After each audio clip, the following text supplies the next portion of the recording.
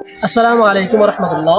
সম্মানিত দর্শক, এখন আমি যে বাড়িটির সামনে দাঁড়িয়ে আছি, বাড়িটি প্রায় 150 বছরের পুরাতন। বাড়িটির অবস্থান হচ্ছে নরসিংদী জেলার পলাশ উপজেলায় ডাঙ্গাতে, যেটা স্থানীয়রা উকিলবাবুর বাড়ির নামে চিনলেও গুগলে বা বিভিন্ন নথিপত্রে আছে ডাঙ্গা জমিদার বাড়ি বা লক্ষণ শাহ জমিদার বাড়ি। জমিদার বাড়িটি খুবই সুন্দর এবং তার কারুকার্যগুলো অনেক সুন্দর।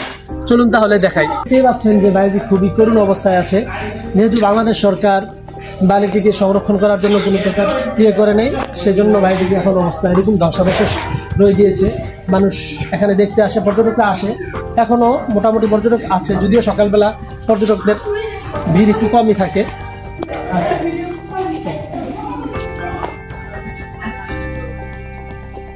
আমরা বর্তমানে বাড়িটির পিছনে অবস্থান করছি। বাড়িটির পিছন সাইডটা হচ্ছে প্রায় সবগুলো দরজাই ভেঙে চুরমার হয়ে গিয়েছে।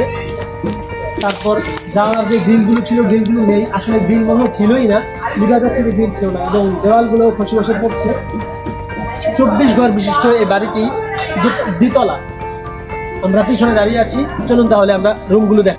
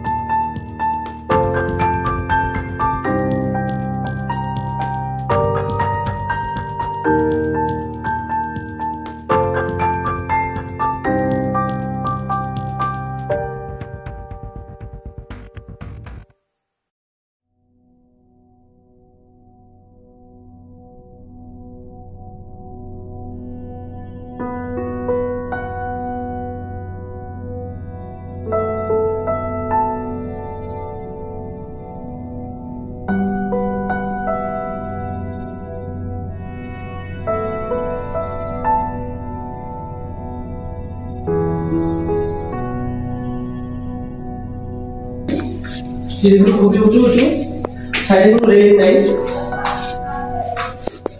পুরাতন বাড়িতে বোঝাই যাচ্ছে মানে একটা উঁচুর একটা অবস্থান।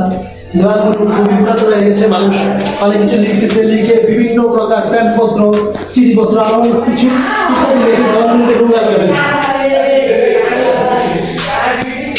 অনেকগুলো খারাপ মেসেজের মধ্যে, খারাপ লেখার মধ্যে একটা লেখায় দৃষ্টিগোচর হয়েছে, সেটা খুবই সুন্দর। আমি কিভাবে গুনাহ করি, আমি তো আল্লাহর দৃষ্টির বাইরে নয়। সত্যি এই কথাটা যদি আমরা চিন্তা করি তাহলে আমরা কখনোই গুনাহ করতে পারবো না।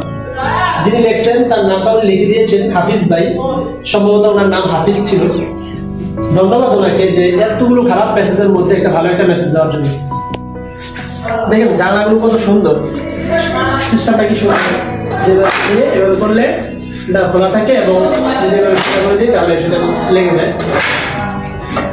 মানে পুরাতন যুগ হইলেও কিন্তু তাদের চিন্তা ছিল খুবই আধুনিক।